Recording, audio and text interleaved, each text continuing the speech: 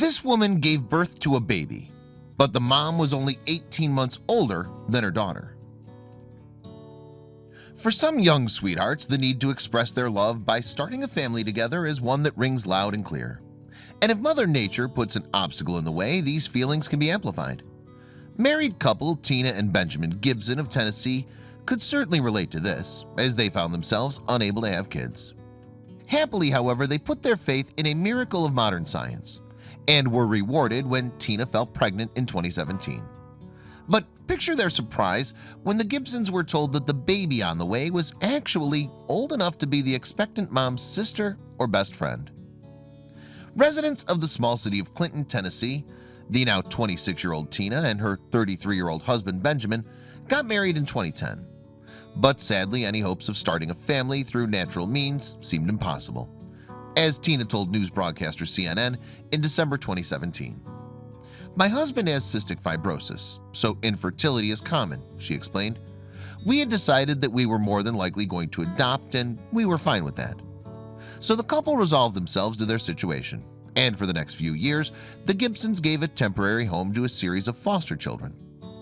Although they relished their roles as foster parents, it would be another of Tina and Benjamin's dependents who would indirectly change their lives forever. The pair took some time out from fostering and decided to go off on vacation early in the summer of 2016. And they were pointed towards the path their future would take when they dropped off their pet dog at Tina's folks' place. Fully aware of their fertility problems and sympathetic to the situation, Tina's father pulled the pair to one side before they left. The dad was eager to share an intriguing idea he'd heard about. Tina remembered what he said next in her interview with CNN. "I saw something on the news today. It's called embryo adoption, and they would implant an embryo in you, and you could carry a baby." Nevertheless, despite the hopeful grandfather's best efforts, Tina's stance on having kids remained the same. "I was like, well, that's nice, Dad, but we're not interested," she recalled to CNN with a smile. "We're knee-deep in foster care right now. I kind of blew it off. I had no interest in it." Subsequently, the Gibsons left Tina's parents and their dog behind, but one thing remained with Tina. As the couple underwent the long car journey to their vacation destination, her father's words continued to turn over in her mind. Sometime into the trip, she asked Benjamin for his thoughts on the matter. Her husband admitted that he had also been mulling it over since they'd left their in-laws' house. With that in mind, Tina took out her smartphone and began doing some online research. One fact that she may have come across is that the incredible uptake of in vitro fertilization treatment, better known as IVF, has led to a massive worldwide surplus of frozen embryos. This multi-cell organism is the next stage from when the male sperm has fertilized the female egg. In the US alone, the number held on ice could be more than 1 million, with many couples choosing to retain their frozen embryos for future use. However, if these parents find that they have no need for them, the embryos can be donated to couples undergoing IVF. Suspended in ice, these frozen potential fetuses are nicknamed snow babies. But the leap from no baby to snow baby was a big one for the Gibsons, despite the fact that the National Embryo Donation Center was conveniently based in nearby Knoxville, Tennessee. Her research notwithstanding, Tina was still unsure about what to do. She'd learned all about the embryo adoption process on her vacation, but there was still an element of doubt in her mind. However, something suddenly changed later that summer. And Tina remembered the moment when she spoke to the CNN camera crew. "During August of last year, I just came home one day. I looked at Benjamin and I said, I think we need to submit an application for embryo adoption." Tina remembered. On a whim, we filled out an application and submitted it that night. From that point, the specialist at the National Embryo Donation Center swung into action. Tina was prescribed a course of drugs ahead of medical tests in December 2016. Known as mock transfers, these preliminary checks had been developed to ascertain that a hopeful mom-to-be's uterus is able to accept an embedded embryo. Following a month of these trials, Tina was deemed eligible for the procedure, kick-starting the next stage. Tina and Benjamin then underwent a home study, a suitability assessment similar to the social work procedure for potential parents seeking a conventional adoption. After passing this evaluation, the Gibsons were now required to select their embryo. The pair spent a couple of weeks in early 2017 looking through the genetic profiles of snow baby parents. After reading up on 300 sets of case notes, The wannabe mom and dad made their choice. Sadly, however, they were told no. It turned out that their pick was not workable, so the Gibsons had to do it again. Thankfully, their second selection was suitable, and they were given the green light.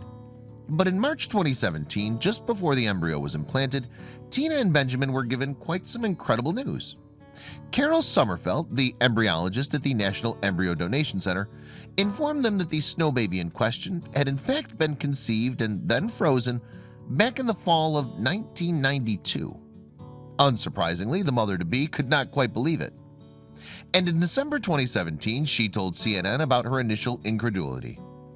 "This embryo has been frozen for 24 and a half years. At the time, I was only 25, she exclaimed. I was like, I'm 25 years old. If this embryo would have been born when it was supposed to have been, we could have been best friends." Although a jubilant Sommerfeld declared it a world record, at the time no one can say for sure. The oldest known snow baby to result in a successful birth prior to this had been 20 years old.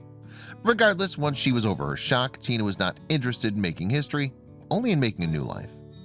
"I just wanted a baby," she remembered thinking. "I don't care if it's a world record or not."